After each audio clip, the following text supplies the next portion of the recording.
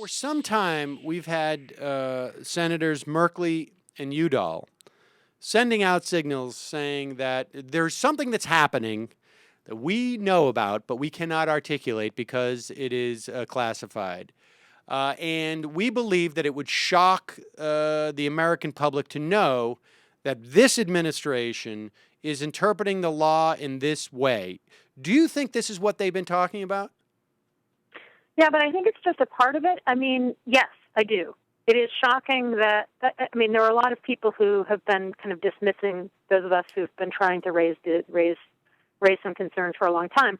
But it's not just that they're getting phone data, it's also that they're using your cell phone geolocation to get location data and to find out who you're meeting with, for example.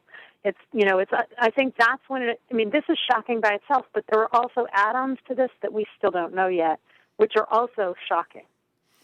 And can you speculate? And I know this is speculation. There's only so much we know about this, but can you speculate what's going on here? I mean, do you think this is just the standing order? Every 90 days it comes up for review, and one of these documents just happened to leak out? Or do you think that this is a function of a specific investigation? Do you think that, to the extent that it is a function of a specific investigation, do you think that they broaden it out in this way to sort of hide exactly what they're investigating? I mean, what do you think that this represents? There are members of Congress who have already said, we've been doing this for 6 or 7 years. They're talking about that change in March 2006. So they're basically saying in March 2006 we started this kind of collection. So it is possible that this is just one order to one provider indicating that this is going to everybody. I think it's also possible that this is tied to a specific investigation that, for example, might be, and I speculated the other day, I don't think this would be a Boston Marathon investigation, as many people have suggested, because of the timing. The original order was first signed April 19th, so when we first found that Tsarnaev's, for a variety of reasons, that doesn't make sense. But I think it could be, for example, a hacking investigation. Around the same time, the government started complaining about Iran hacking into our energy suppliers. And Verizon Network Business Services, which is where this order was sent to, does target the energy sector, does offer to help set up smart grids for its customers. And so that's the kind of information you think they might use to try and locate where the hackers were finding from, just as an example. And just briefly, why don't you think this is involved in the Boston investigation? Because, as I understand it, both of the brothers used AT&T to begin with. There you have targets that you know, and so you would start doing what's called a community of interest. You'd start finding out who their friends and who their friends' friends are. But second of all, these are 20-something guys who live off their cell phone, and Verizon Network Business Services is more your business customer. And even in the kind of wilder theories about who is behind the Boston Marathon attack, about the ties that Tsarnaev brothers might have beyond, Chechen extremists aren't going to have a Verizon Business Service account, right? Unlike probably not. You could argue that maybe Russian businesses here in the United States would, but even there you would expect a more specific warrant. You would expect, if you saw a warrant to AT&T Wireless, that might make sense because that would capture all of the people who were in their chain of calls. But that's, maybe that order exists, but that's not what we're looking at. All right. Now, and I know you've got to go in a couple minutes, but the reason this is kept secret, in other words, now we know that, at least NBC is reporting that there's an expectation that Greenwald, to the extent that he has not already been investigated or secretly subpoenaed his records in the past, can expect that now in some respects. If history is any type of indication. Why is this why is this stuff so secret? In other words, if there's nothing wrong with it, if we should not be worried about this collection because it just, says where we are and who we call, but we don't know what, supposedly the government doesn't know what we're saying on these calls. Why is this secret? In other words, is there anything operational now that this is out in the open?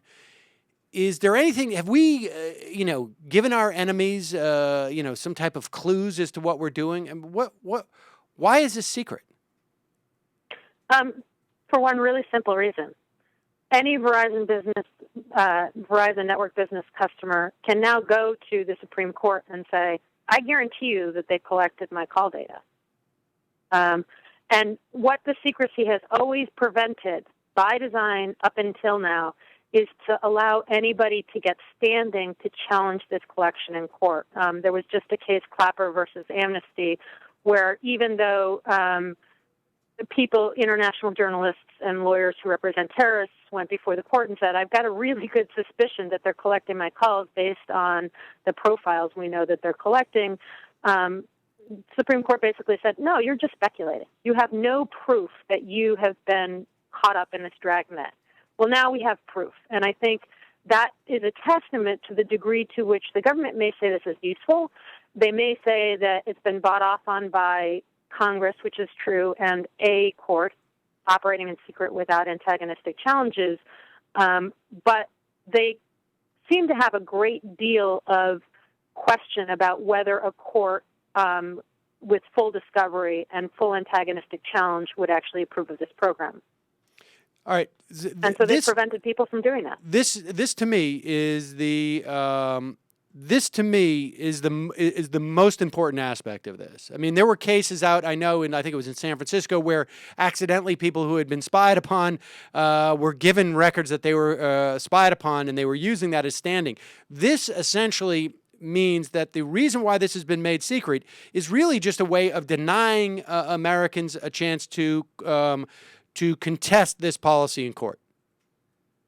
Yes, because, and it's also, Verizon, I think, is having a bad day. I think a lot of their customers are going, and they may lose customers, but chances are good that whoever they move to, they're also being collected as well. But the point is that, even El Haramain, who you referenced, who had proof that they had been illegally wiretapped, they got to prove standing, sort of, but there was never an opportunity for the court to say, and it was also, this was after the program was done, so it might have presented an opportunity for the court to say retroactively that it was illegal. But this, I think, presents an opportunity, possibly, for somebody to go before, ultimately it'll go before the Supreme Court, and the court will say, no, this is a violation of the Fourth Amendment. And that's what the government for years has prevented very successfully. I think that's the major story that could end up coming out of this revelation. Lastly, I know this is hard for you to comment on, but when they hoover up all this information, can they really successfully find anything from it? Do we have any evidence in the past that they have, or is this just, we're doing this because it's CYA? Dianne Feinstein in the, I think it was last December or so, when Mark Udall and Ron Wyden were trying to force at least the interpretation they're using, Section 215, she kept saying, oh, there are 100 cases where they've used this. Now, but in none of those cases has the government put forward proof that they identified the suspect via this kind of data analysis. So if they've used it, it's still secret. If they've succeeded in finding a terrorist this way, they're keeping it secret from us. And if they've been keeping it secret because they don't want anyone to know that we're doing this so that they can't have standing to challenge it, that cat's out of the bag. So now it should be, basically all bets are off. They can now tell us all the times that they've saved our lives from this. Yeah, they can, but even, Eric Holder is testifying before the Senate Appropriations Committee, and he said, well, I can't discuss any of this publicly. The administration pointed out completely contradictory talking points that no journalist should print without laughing at. It's very clear that they're going to try to do what they have done from the start, which is issue non-denial denials and issue contradictory information.